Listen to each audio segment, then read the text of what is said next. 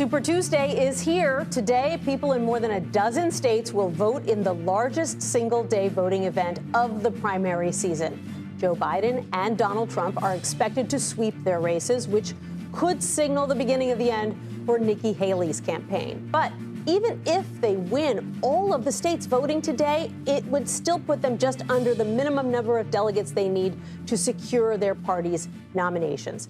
CBS News political director Finn Gomez is here in Studio 57 with me now. Good to be with you, Finn. Hi, Nancy. So, not a lot of suspense when it comes to either Donald Trump or President Biden. They are going to win big today. Right. But I think the main wild card we're watching is Nikki Haley. How well does she do? What does it say about Trump's base of support in the fall? And what does she decide to do going forward after Super Tuesday?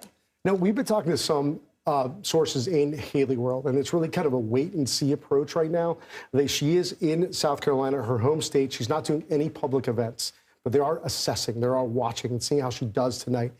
There's some in her camp who believe that she can go through early June, right? She's got the money. She had a very strong fundraising month last month, so she can continue going on. However, it's more quixotic, if you will. Like, where does it lead?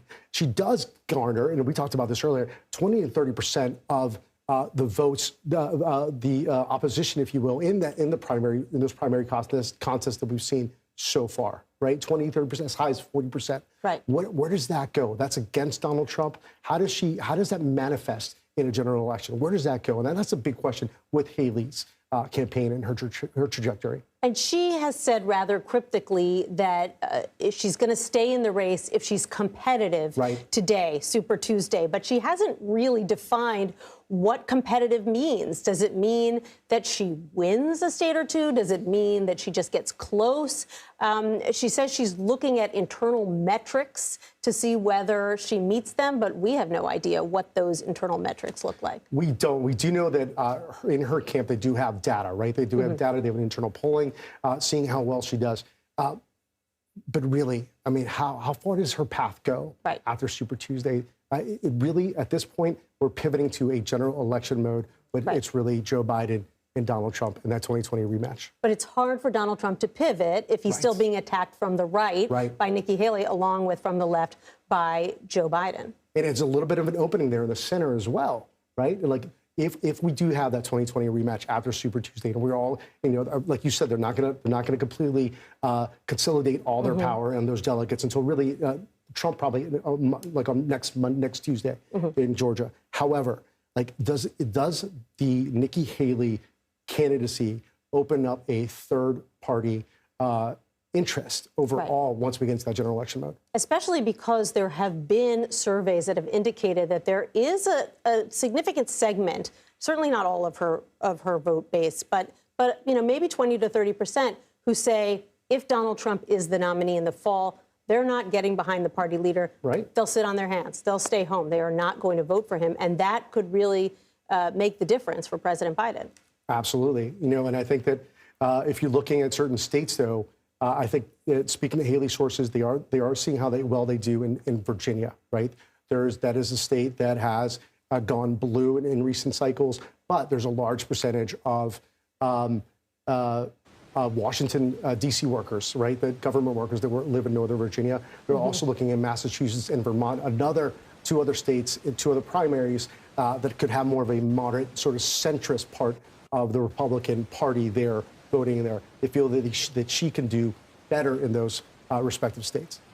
Right. And going further down the ballot, which other races are you going to be watching tonight alongside the presidential primaries? Well, I'm very interested in California. Obviously, we talked a lot about that Senate race, but also North Carolina. North Carolina is we consider it a battleground state. This is a state that Donald Trump won in 2020, but only by 1.34%. That was a very small margin.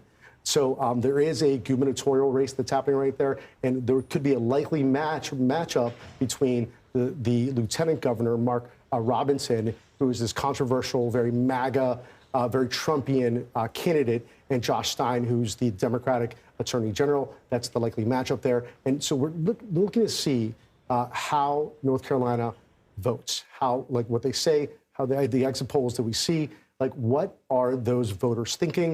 You know, we are 8 months away from the November general election, and it would be a good indicator to see how they're thinking at this point in the race. Yeah, such an interesting state because you've got a popular Democratic governor who's leaving. Yes. You've got a far-right Republican lieutenant governor, and you know, it's a state that goes back and forth depending on the year. Right, absolutely, and you know, and with him also that Robinson, he sort of came out of nowhere.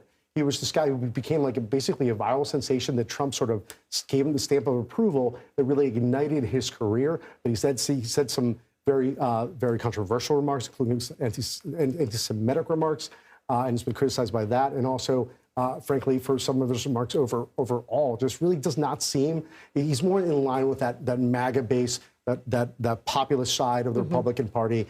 In North Carolina, as we know, is much more of a centrist party, centrist state, if you will. Yep. There's been a huge influx of people since 2020.